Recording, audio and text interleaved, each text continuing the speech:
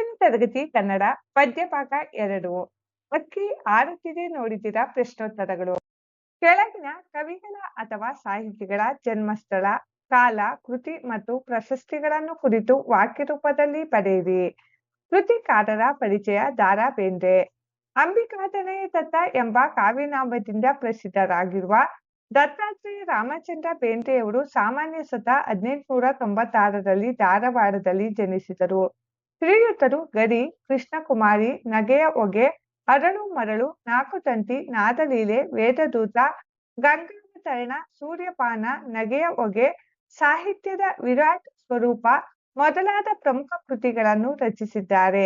ಇವರಿಗೆ ಕೇಂದ್ರ ಸಾಹಿತ್ಯ ಅಕಾಡೆಮಿ ಪ್ರಶಸ್ತಿ, ಭಾರತೀಯ ಜ್ಞಾನಪೀಠ ಪ್ರಶಸ್ತಿ, ಪದ್ಮಶ್ರೀ ಪುರಸ್ಕಾರಗಳು ಲಭಿಸಿವೆ. ದ.ರಾ ಬೇಂದ್ರೆ ವಿಚಲಿತ ಗರಿ ಕವನ ಸಂಕಲನದಿಂದ ಅಕ್ಕಿ ಆರುತ್ತಿದೆ ನೋಡಿದಿರ ಕವಿತೆಯನ್ನು ಆಯ್ಕೆ ಮಾಡಲಾಗಿದೆ. ಮುಖ್ಯ ಪ್ರಶ್ನೆ 1. ಕೊಟ್ಟಿರುವ ಪ್ರಶ್ನೆಗಳಿಗೆ ಒಂದೊಂದು ವಾಕ್ಯದಲ್ಲಿ ಉತ್ತರಿಸಿ. ಪ್ರಶ್ನೆ 1. ಅಕ್ಕಿ ಯಾವ ವೇಗದಲ್ಲಿ ಆರುತ್ತಿದೆ? ಉತ್ತರ: ಅಕ್ಕಿಯು ಕಣ್ಣು ತೆರೆದು ರೆಪ್ಪೆ ಮುಚ್ಚುವುದರೊಳಗೆ ಗಾವುದ ರೀತಿಯಲ್ಲಿ ವೇಗವಾಗಿ ಆರುತ್ತಿದೆ. ಪ್ರಶ್ನೆ 2. ಅಕ್ಕಿಯ ಗರಿಯಲ್ಲಿ ಯಾವ ಬಣ್ಣಗಳಿವೆ? ಉತ್ತರ: ಅಕ್ಕಿಯ ಗರಿಯಲ್ಲಿ ಬಿಳಿಬಳೆ ಬಣ್ಣಗಳಿವೆ. ಪ್ರಶ್ನೆ 3. ಅಕ್ಕಿಯ ಕಣ್ಣುಗಳು ಯಾವುವು? ಉತ್ತರ: ಸೂರ್ಯ ಚಂದ್ರರು ಅಕ್ಕಿಯ ಕಣ್ಣುಗಳಾಗಿವೆ. ಪ್ರಶ್ನೆ 4. ಅಕ್ಕಿಯು ಯಾರ ನೆತ್ತಿಯನ್ನು ಕುಕ್ಕಿದೆ? ಉತ್ತರ: ಅಕ್ಕಿಯು ಸಾರ್ವಭೌಮರ ನೆತ್ತಿಯನ್ನು ಕುಕ್ಕಿದೆ. ಪ್ರಶ್ನೆ 5. ಅಕ್ಕಿ ಯಾರನ್ನು ಅರಸಿದೆ? ಉತ್ತರ: ಅಕ್ಕಿಯು ಹೊಸಕಾಲದ ಹಸುಮಕ್ಕಳನ್ನು ಅರಸಿದೆ. ಪ್ರಶ್ನೆ 6. ಅಕ್ಕಿಯು ಯಾವುದರ ಸಂಕೇತವಾಗಿದೆ? ಉತ್ತರ: ಅಕ್ಕಿಯು ಕಾಲಪಕ್ಷಿಯ ಸಂಕೇತವಾಗಿದೆ. ಪ್ರಶ್ನೆ 7. ಅಕ್ಕಿಯ ಚುಂಚಗಳು ಎಲ್ಲಿಯವರೆಗೂ ಚಾಚಿವೆ? ಉತ್ತರ: ಅಕ್ಕಿಯ ಚುಂಚಗಳು ದಿಗ್ಮಂಡಗಳ ಅಂಚಿನ ಆಚೆವರೆಗೂ ಚಾಚಿವೆ. ಮುಖ್ಯ ಪ್ರಶ್ನೆ 2. ಕೊಟ್ಟಿರುವ ಪ್ರಶ್ನೆಗಳಿಗೆ 3-4 ವಾಕ್ಯಗಳಲ್ಲಿ ಉತ್ತರಿಸಿ. ಪ್ರಶ್ನೆ 1. ಅಕ್ಕಿಯ ಹಾರಾಟವನ್ನು ಆಕಾಶಕ್ಕೆ ಹೇಗೆ ಹೋಲಿಸಿದ್ದಾರೆ? ಉತ್ತರ: ಅಕ್ಕಿಯು ಆಕಾಶ, ಮೋಡ, ಭೂಮಂಡಲಗಳ ಎಲ್ಲಾ ಬಣ್ಣಗಳನ್ನು ಸಮನಾಗಿ ಆವರಿಸಿಕೊಂಡಿದೆ.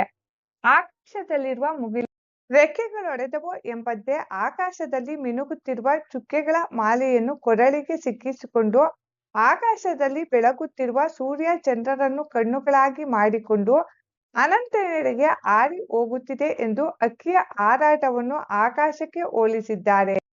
ಪ್ರಶ್ನೆ 2. ಹೊಸಕಾಲದ ಹಸುಮಕ್ಕಳನ್ನು ಅಕ್ಕಿ ಹೇಗೆ ಅರಸಿದೆ? ಉತ್ತರ: ಕಾಲವು ಯುಗಗಳ ಹಣೆಬರಹವನ್ನು ಅಳಿಸಿ ಹಾಕಿ ಹೊಸತನವನ್ನು, ಹೊಸ ಹಣೆಬರಹವನ್ನು ಬರೆದು ಎಲ್ಲರಿಗೂ ಬದಲಾವಣೆಯಾಗುವ ಒಳ್ಳೆಯ ಭಾಗವನ್ನು ತೆರೆದುಕೊಟ್ಟಿದೆ. ಹಾಗೆಯೇ ರೆಕ್ಕೆ ಬೀಸುತ್ತಾ ಮೇಲಕ್ಕೆ ಹಾರುತ್ತಾ ಈ ಹೊಸಕಾಲದ ಹಸುಮಕ್ಕಳಿಗೆ ಹೊಸ ಚೈತನ್ಯವನ್ನು ನೀಡುತ್ತಾ ಉತ್ತಮ ಭವಿಷ್ಯಕ್ಕಾಗಿ ಅರಸಿದೆ. ಪ್ರಶ್ನೆ 3. ಅಕ್ಕಿಯು ಯಾವ ಮೇರೆ ಮೀರಿ ನೀರನ್ನು ಹೀರಿದೆ? ಉತ್ತರ: ಕಾಲದ ಅಕ್ಕಿಯು ಬೆಳ್ಳಿ ಚುಕ್ಕಿ ಎಂದು ಕರೆಯಲ್ಪಡುವ ಶುಕ್ರ ಗ್ರಹವೆಂಬ ಹಳ್ಳಿಯ ಮೇರೆಯನ್ನು ಮೀರಿ ಹಾರಿ ಹೋಗುತ್ತಿದೆ. ತಿಂಗಳೂರು ಅಂದರೆ ಚಂದ್ರಲೋಕ. ಈ ಚಂದ್ರಲೋಕಕ್ಕೆ ಅಕ್ಕಿ ಏರಿ ನೀರಿನ ಸೆಲೆಯನ್ನು ಹುಡುಕಿ ಅದನ್ನು ಹೀರುತ್ತಾ ಸಂತೋಷವಾಗಿ ಆಡುತ್ತಿದೆ. ಮುಖ್ಯ ಪ್ರಶ್ನೆ 3. ಕೊಟ್ಟಿರುವ ಪ್ರಶ್ನೆಗಳಿಗೆ 8-10 ವಾಕ್ಯಗಳಲ್ಲಿ ಉತ್ತರಿಸಿ. ಪ್ರಶ್ನೆ 1. ಅಕ್ಕಿಯನ್ನು ಕಾಲಗತಿಗೆ ಹೋಲಿಸುತ್ತಾ ಕವಿ ಹೇಳಿರುವ ಮಾತುಗಳ್ಯಾವುವು? ಉತ್ತರ: ಕವಿ ದ.ರಾ ಬೇಂದ್ರೆಯವರು ಚಲನಶೀಲವಾದ ಕಾಲದ ಗತಿಯನ್ನು ಹಾರುವ ಅಕ್ಕಿಗೆ ಸಮೀಕರಿಸಿ ವರ್ಣಿಸುತ್ತಾ ಕಾಲ ರಾತ್ರಿ ಕಳೆದು ದಿನ ಬೆಳಕಾಗಿ ಹೀಗೆ ಪುನರಾವರ್ತನೆಯಾಗಿ ಮೇಲೆ ಕೆಳಗೆ ಸುತ್ತಮುತ್ತ ಕಣ್ಣು ತೆರೆದು ರೆಪ್ಪೆ ಮುಚ್ಚುವುದರೊಳಗೆ ಗಾವುದ ರೀತಿಯಲ್ಲಿ ವೇಗವಾಗಿ ಹಾರಿ ಹೋಗುತ್ತಿದೆ. ಇಂತಹ ಅಕ್ಕಿ ಹಾರಿ ಹೋಗುವುದಕ್ಕೆ ತಡೆಯಿಲ್ಲ. ಅಕ್ಕಿಯ ಪುಚ್ಚ, ಗರಿ, ರೆಕ್ಕೆಗಳನ್ನು ಭೂತ, ವರ್ತಮಾನ, ಭವಿಷ್ಯತ್ ಕಾಲಗಳಿಗೆ ಹೋಲಿಸಿದ್ದಾರೆ. ನೀಲ ಮೇಘ ಮಂಡಲಗಳ ಬಣ್ಣಗಳನ್ನು ಸಮನಾಗಿ ಆವರಿಸಿಕೊಂಡು ಸಮತೆಯನ್ನು ಕಾಣುತ್ತದೆ. ಮುಗಿಲಿಗೆ ರೆಕ್ಕೆಗಳೊಡೆದವೋ ಎಂಬಂತೆ ಅನಂತವಾಗಿ ಹಾರಿ ಹೋಗುತ್ತಿದೆ. ಚುಕ್ಕೆಗಳ ಮಾಲೆಯನ್ನು ಕೊರಳಿಗೆ ಸಿಕ್ಕಿಸಿಕೊಂಡು ಸೂರ್ಯ ಚಂದ್ರರನ್ನು ಕಣ್ಣುಗಳನ್ನಾಗಿ ಮಾಡಿಕೊಂಡು ಅನಂತನೆಡೆಗೆ ಹಾರಿ ಹೋಗಿದೆ ನೋಡಿದಿರ ಎಂಬ ಮಾತನ್ನು ಹೇಳುತ್ತಾರೆ. ರಾಜ್ಯ ಸಾಮ್ರಾಜ್ಯಗಳನ್ನು ವೈಭವದಿಂದ ಮೆರೆಯುವಂತೆ ಮಾಡಿದ್ದು ಇದೇ ಕಾಲವೆಂಬ ಅಕ್ಕಿ. ರಾಜ ಮಹಾರಾಜರ ಸಣ್ಣ ದೊಡ್ಡ ಕೋಟೆ ಕೊತ್ತಲುಗಳನ್ನು ಗಬಕ್ಕನೆ ನಾಶ ಮಾಡಿದ್ದು ಕಾಲವೇ. ವಿಶ್ವದ ಎಲ್ಲಾ ಭಾಗಗಳನ್ನು ತೇಲಿಸಿ ಮುಳುಗಿಸಿ ಸಾರ್ವಭೌಮರ ನೆತ್ತಿಯ ಕುಕ್ಕಿ ಹಾರಿ ಹೋಗಿದೆ. ಕಾಲವು ಯುಗ ಯುಗಗಳ ಹಣೆಬರಹವನ್ನು ಅಳಿಸಿ ಹಾಕಿ ಹೊಸತನದ ಭಾಗ್ಯವನ್ನು ತೆರೆದುಕೊಟ್ಟಿದೆ. ಹೊಸಗಾಲದ ಹಸುಮಕ್ಕಳಿಗೆ ಹೊಸ ಚೈತನ್ಯವನ್ನು ನೀಡಿ ಉತ್ತಮ ಭವಿಷ್ಯಕ್ಕಾಗಿ ಅರಸಿದೆ. ಬೆಳ್ಳಿ ಚುಕ್ಕಿ ಎಂದು ಕರೆಯಲ್ಪಡುವ ಶುಕ್ರ ಗ್ರಹವೆಂಬ ಹಳ್ಳಿಯ ಮೇರೆಯನ್ನು ಮೀರಿ ಚಂದ್ರಲೋಕಕ್ಕೆ ಏರಿ ನೀರನ್ನು ಹುಡುಕಿ ಈದಿದೆ. ಮಂಗಳನ ಅಂಗಳಕ್ಕೆ ಹೋಗಿ ಸಂಶೋಧನೆ ಮಾಡುವ ಗುರಿಯನ್ನು ಹೊಂದಿದ್ದಾರೆ ಎಂಬ ಮಾತನ್ನು ಪರೋಕ್ಷವಾಗಿ ಅಭಿವ್ಯಕ್ತಿಪಡಿಸಿದ್ದಾರೆ. ದಶ ದಿಕ್ಕುಗಳ ತುತ್ತ ತುದಿಗೆ ಮುಟ್ಟಿ ಅದರ ಆಚೆಗೂ ತನ್ನ ಚುಂಚವನ್ನು ಚಾಚಿದೆ. ಜಗತ್ತಿನ ಮೂಲವನ್ನು ಒಡೆಯಲು ಪ್ರಪಂಚದ ವಿಸ್ಮಯವನ್ನು ಭೇದಿಸಲೋ ಎಂಬಂತೆ ಹೊಂಚು ಹಾಕಿದೆ ಎಂಬ ಮಾತನ್ನು ಹೇಳುತ್ತಾರೆ. ಮುಖ್ಯ ಪ್ರಶ್ನೆ 4 ಸಂದರ್ಭ ಸಹಿತ ಸ್ವಾರಸ್ಯವನ್ನು ವಿವರಿಸಿ. ವಾಕ್ಯ 1 ರೆಕ್ಕೆಗಳೆರಡು ಪಕ್ಕದಲ್ಲುಂಟು. ಆಯ್ಕೆ ಪ್ರಸ್ತುತ ಸಾಲನ್ನು ದ. ರಾ ಬೇಂದ್ರೆಯವರು ವಿಚಲಿತ ಗಡಿ ಎಂಬ ಕವನ ಸಂಕಲನದಿಂದ ಆಯ್ದ ಹಕ್ಕಿ ಹಾರುತ್ತಿದೆ ನೋಡಿದಿರಾ ಎಂಬ ಪದ್ಯ ಪಾಠದಿಂದ ಆರಿಸಿಕೊಳ್ಳಲಾಗಿದೆ. ಸಂದರ್ಭ ಕವಿ ದ. ರಾ ಬೇಂದ್ರೆಯವರು ಚಲನಶೀಲವಾದ ಕಾಲದ ಗತಿಯನ್ನು ಹಾರುವ ಹಕ್ಕಿಗೆ ಸಮೀಕರಿಸಿ ವರ್ಣಿಸುತ್ತಾ ವೇಗವಾಗಿ ಸಾಗುವ ಕಾಲಪಕ್ಷಿಗೆ ಗಡಿಯ ಪುಚ್ಚಗಳು ಇವೆ, ಬಿಳಿಯ ಬಣ್ಣದ ಗರಿಗಳಿವೆ, ಕೆಂಪಾದ ಹೊನ್ನಿನ ಬಣ್ಣದ ರೆಕ್ಕೆಗಳು ಎರಡು ಪಕ್ಕದಲ್ಲೂ ಇವೆ ಎಂದು ಈ ಮಾತನ್ನು ಹೇಳುತ್ತಾರೆ. ಸ್ವಾರಸ್ಯ ಕಾಲದ ಮೂರು ಅವಸ್ಥೆಗಳಾದ ಭೂತ, ವರ್ತಮಾನ ಮತ್ತು ಭವಿಷ್ಯತ್ ಕಾಲಗಳನ್ನು ಬಣ್ಣದ ಹೋಲಿಕೆಯ ಮುಖಾಂತರ ವರ್ಣಿತವಾಗಿದೆ. ಕವಿ ಈ ಮಾತನ್ನು ಬಹು ಸ್ವಾರಸ್ಯವಾಗಿ ವರ್ಣಿಸಿದ್ದಾರೆ. ವಾಕ್ಯ 2 ಸಾರ್ವಭೌಮರ ನೆತ್ತಿಯ ಕುಕ್ಕಿ. ಆಯ್ಕೆ ಪ್ರಸ್ತುತ ಸಾಲನ್ನು ದ. ರಾ ಬೇಂದ್ರೆಯವರು ವಿಚಲಿತ ಗಡಿ ಎಂಬ ಕವನ ಸಂಕಲನದಿಂದ ಆಯ್ದ ಹಕ್ಕಿ ಹಾರುತ್ತಿದೆ ನೋಡಿದಿರಾ ಎಂಬ ಪದ್ಯ ಪಾಠದಿಂದ ಆರಿಸಿಕೊಳ್ಳಲಾಗಿದೆ. ಸಂದರ್ಭ ಕವಿ ದ. ರಾ ಬೇಂದ್ರೆಯವರು ಚಲನಶೀಲವಾದ ಕಾಲದ ಗತಿಯನ್ನು ಹಾರುವ ಹಕ್ಕಿಗೆ ಸಮೀಕರಿಸಿ ವರ್ಣಿಸುತ್ತಾ ಕಾಲಪಕ್ಷಿಯು ತನ್ನ ಪಯಣದಲ್ಲಿ ಅನೇಕ ಸಣ್ಣ ಸಣ್ಣ ರಾಜ ಮನೆತನಗಳನ್ನು ಹಾಗೂ ದೊಡ್ಡ ದೊಡ್ಡ ಸಾಮ್ರಾಜ್ಯಗಳನ್ನು ಕಟ್ಟಿ ಅವುಗಳ ಪ್ರಗತಿ ಮತ್ತು ವಿನಾಶಕ್ಕೆ ಕಾರಣವಾಗಿದೆ. ಅಲ್ಲದೆ ಗತಕಾಲದ ಭೂಮಂಡಲದ ಮೇಲೆ ಸಾರ್ವಭೌಮರೆಂದು ಮೆರೆಯುತ್ತಿದ್ದ ಸಾಮ್ರಾಟರ ನೆತ್ತಿಯನ್ನು ಕುಕ್ಕಿ ಅವರ ಅಹಂಕಾರವನ್ನು ಮೆಟ್ಟಿ ನಿಂತಿದೆ ಎಂದು ಹೇಳುವಾಗ ಈ ಮಾತು ಬಂದಿದೆ. ಸ್ವಾರಸ್ಯ ಕಾಲದ ಗತಿಯಲ್ಲಿ ವೈಭವದಿಂದ ಅಹಂಕಾರದಿಂದ ಮೆರೆದ ಸಾರ್ವಭೌಮರೆಲ್ಲರೂ ನಾಮಾವಶೇಷವಾಗಿದ್ದಾರೆ ಎಂಬುದು ಈ ಮಾತಿನಲ್ಲಿ ಸ್ವಾರಸ್ಯಪೂರ್ಣವಾಗಿ ವ್ಯಕ್ತಗೊಂಡಿದೆ. ವಾಕ್ಯ 3 ಬಲ್ಲರು ಯಾರ ಹಾಕಿದ ಹೊಂಚ. ಆಯ್ಕೆ ಪ್ರಸ್ತುತ ಸಾಲನ್ನು ದ. ರಾ ಬೇಂದ್ರೆಯವರು ವಿಚಲಿತ ಗಡಿ ಎಂಬ ಕವನ ಸಂಕಲನದಿಂದ ಆಯ್ದ ಹಕ್ಕಿ ಹಾರುತ್ತಿದೆ ನೋಡಿದಿರಾ ಎಂಬ ಪದ್ಯ ಪಾಠದಿಂದ ಆರಿಸಿಕೊಳ್ಳಲಾಗಿದೆ. ಸಂದರ್ಭ ಕವಿ ದ. ರಾ ಬೇಂದ್ರೆಯವರು ಚಲನಶೀಲವಾದ ಕಾಲದ ಗತಿಯನ್ನು ಹಾರುವ ಹಕ್ಕಿಗೆ ಸಮೀಕರಿಸಿ ವರ್ಣಿಸುತ್ತಾ ವಿಶ್ವದ ಅನಂತ ದಿಕ್ಕುಗಳ ಅಂಚನ್ನು ಕಾಲದ ಪಕ್ಷಿಯು ಮೆಟ್ಟಿದೆ. ಇಷ್ಟೇ ಅಲ್ಲ, ಈ ಅನಂತತೆಯ ಆಚೆಯೂ ಕಾಲಪಕ್ಷಿಯು ಮನೋಗತ ಅರ್ಥವಾಗುವುದು ಅಸಾಧ್ಯವಾದುದು ಎಂದು ಹೇಳುವ ಸಂದರ್ಭದಲ್ಲಿ ಈ ಮಾತನ್ನು ಹೇಳುತ್ತಾರೆ.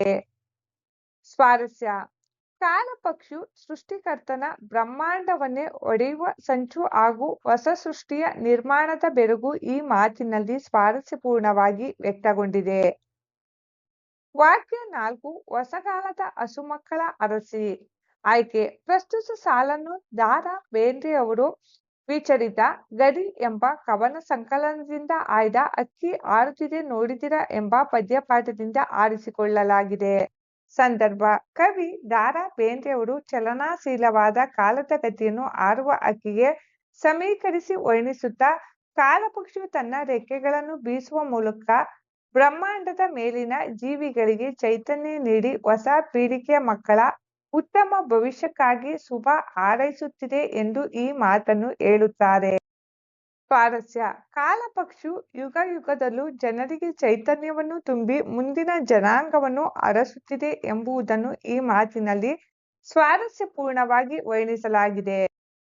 ವಾಕ್ಯ 5 ಮಂಗಳ ಲೋಕದ ಅಂಗಳಕ್ಕೇರಿ. ಆಯ್ಕೆ ಪ್ರಸ್ತುತ ಸಾಲನ್ನು ದ. ರಾ ಬೇಂದ್ರೆಯವರು ವಿಚಲಿತ ಗಡಿ ಎಂಬ ಕವನ ಸಂಕಲನದಿಂದ ಆಯ್ದ ಅಕ್ಕಿ ಆರುತ್ತಿದೆ ನೋಡಿದಿರ ಎಂಬ ಪದ್ಯಪಾಠದಿಂದ ಆರಿಸಿಕೊಳ್ಳಲಾಗಿದೆ. ಸಂದರ್ಭ: ಕವಿ ದ.ರಾ. ಬೇಂದ್ರೆಯವರು ಚಲನಶೀಲವಾದ ಕಾಲದ ಗತಿಯನ್ನು ಹಾರುವ ಹಕ್ಕಿಗೆ ಸಮೀಕರಿಸಿ ವರ್ಣಿಸುತ್ತಾ, ಕಾಲದ ಓಟದಲ್ಲಿ ಬೆಳ್ಳಿ ಅಂದರೆ ಶುಕ್ರ ಗ್ರಹವು ಮನುಷ್ಯನಿಗೆ ಕೇವಲ ಹಳ್ಳಿಯಾಗಬಹುದು, ಚಂದ್ರಲೋಕವು ಬರೀ ಊರಾಗಬಹುದು ಹಾಗೂ ಮಂಗಳ ಲೋಕವು ಭೂಮಿಗೆ ಬರೀ ಅಂಗಳವಾಗಬಹುದು. ಈ ಆಕಾಶಕಾಯಗಳು ಮಾನವನಿಗೆ ಆಡಲು ಹಾಗೂ ಹಾರಾಡಲು ಅಂಗಳ ಆಗಬಹುದು ಎಂದು ತಿಳಿಸುವ ಸಂದರ್ಭದಲ್ಲಿ ಈ ಮಾತನ್ನು ಹೇಳುತ್ತಾರೆ.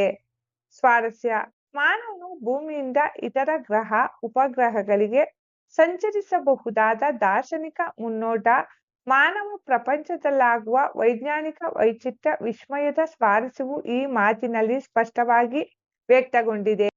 ಮುಖ್ಯ ಪ್ರಶ್ನೆ 5 ಹೊಂದಿಸಿ ಬರೆಯಿರಿ. ಹೊಂದಿಸಿ ಬರೆಯಲಾಗಿದೆ: 1. ಅಕ್ಕಿ ಪಕ್ಷಿ. 2. 4 ತಂತಿ ಜ್ಞಾನಪೀಠ. 3. ನೀಲ ಮೇಘಮಂಡಲ ಸಮಬಣ್ಣ. 4. ರಾಜ್ಯದ ಸಾಮ್ರಾಜ್ಯದ ತೆನೆ ಹೊಕ್ಕಿ. 5. ತೇಲಿಸಿ ಮುಳುಗಿಸಿ ಕಂಡ ಖಂಡಗಳ. 6. ಮಂಗಳ ಅಂಗಳಕ್ಕೇರಿ. ಭಾಷಾ ಚಟುವಟಿಕೆ. ಮುಖ್ಯ ಪ್ರಶ್ನೆ 1. ಕೊಟ್ಟಿರುವ ಪ್ರಶ್ನೆಗಳಿಗೆ ಉತ್ತರಿಸಿ. ಕೊಟ್ಟಿರುವ ಪದಗಳ ಸಮಾನಾರ್ಥಕ ಪದ ಬರೆಯಿರಿ. ಪದ: ಸೂರ್ಯ. ಸಮಾನಾರ್ಥಕ ಪದಗಳು: ರವಿ, ಭಾನು, ಭಾಸ್ಕರ, ಅರ್ಕ. ಮೇಘ. ಸಮಾನಾರ್ಥಕ ಪದಗಳು: ಮೋಡ, ಮುಗಿಲು. ಗಡ. ಸಮಾನಾರ್ಥಕ ಪದ: ಸಣ್ಣ, ಕೋಟೆ. ಅರಸು. ಸಮಾನಾರ್ಥಕ ಪದ: ಶುಭ ಕೋರು, ಹಾರೈಸು. ಒಕ್ಕಿ. ಸಮಾನಾರ್ಥಕ ಪದಗಳು: ಒಕ್ಕಣೆ ಮಾಡಿ ತೆನೆಯಿಂದ ಕಾಳನ್ನು ಬೇರ್ಪಡಿಸಿ. ಕೆನ್ನ. ಸಮಾನಾರ್ಥಕ ಪದ: ಕೆಂಪು. ಕೊಟ್ಟಿರುವ ಪದಗಳಿಗೆ ತತ್ಸಮ ತದ್ಭವ ಬರೆಯಿರಿ. ಬಣ್ಣ: ವರ್ಣ. ಬ್ರಹ್ಮ: ಬೊಮ್ಮ. ಚಂದ್ರ: ಚಂದಿರ. ಯುಗ: ಜುಗ. ಅಂಗಳ: ಅಂಕಣ. 3. ಕೊಟ್ಟಿರುವ ಪದಗಳನ್ನು ಬಿಡಿಸಿ ಸಂಧಿ ಹೆಸರಿಸಿ. ಇರುಳಲಿದು. ಇರುಳು ಪ್ಲಸ್ ಅಳಿದು ಲೋಪಸಂಧಿ. ತೆರೆದಿಕ್ಕುವ. ತೆರೆದು ಪ್ಲಸ್ ಇಕ್ಕುವ ಲೋಪಸಂಧಿ. ಹೊಸಗಾಲ. ಹೊಸ ಪ್ಲಸ್ ಕಾಲ ಆದೇಶ ಸಂಧಿ. ಮನ್ವಂತರ. ಮನು ಪ್ಲಸ್ ಅಂತರ ಎಣ್ಸಂಧಿ. ತಿಂಗಳಿನೂರು. ತಿಂಗಳಿನ ಪ್ಲಸ್ ಊರು ಲೋಪಸಂಧಿ. 4. ಈ ಪದ್ಯದಲ್ಲಿ ಬರುವ ದ್ವಿರುಕ್ತಿ ಪದಗಳನ್ನು ಬರೆಯಿರಿ. ಅಕ್ಕಿ ಹಾರುತ್ತಿದೆ ಪದ್ಯಭಾಗದಲ್ಲಿ ಬಂದಿರುವ ದ್ವಿರುಕ್ತಿ ಪದಗಳು ಈ ರೀತಿಯಾಗಿವೆ: ಇರುಳಿರುಳು, ದಿನ ದಿನ, ಗಾವುದ ಗಾವುದ, ಬಣ್ಣ ಬಣ್ಣ, ಕಂಡ ಕಂಡ, ಯುಗ ಯುಗ. ಕೊಟ್ಟಿರುವ ಅವ್ಯಯ ಪದಗಳು ಯಾವ ಯಾವ ಅವ್ಯಯಕ್ಕೆ ಸೇರಿವೆ ಎಂಬುದನ್ನು ಗುರುತಿಸಿ. ಪದಗಳು ಈ ರೀತಿಯಾಗಿವೆ: ಸಮಾನಾರ್ಥಕವ್ಯಯ ಬೇಗನೆ ಮೆಲ್ಲಗೆ. ಅನುಕರಣಾವ್ಯಯ ದಗದಗ ರೊಯ್ಯನೆ. ಭಾವಸೂಚಕಾವ್ಯಯ ಅಯ್ಯೋ ಓಹೋ. ಕ್ರಿಯಾರ್ಥಕವ್ಯಯ ಸಾಕು ಹೌದು. ಸಂಬಂಧಾರ್ಥಕವ್ಯಯ ಆದ್ದರಿಂದ ಅಲ್ಲದೆ. ಅವತರಣಾರ್ಥಕವ್ಯಯ ಅದುವೇ ನೀನೇ. ಕೊಟ್ಟಿರುವ ಪದ್ಯಭಾಗವನ್ನು ಪೂರ್ಣಗೊಳಿಸಿ ಕಂಠಪಾಠ ಮಾಡಿರಿ. ಪದ್ಯಭಾಗ.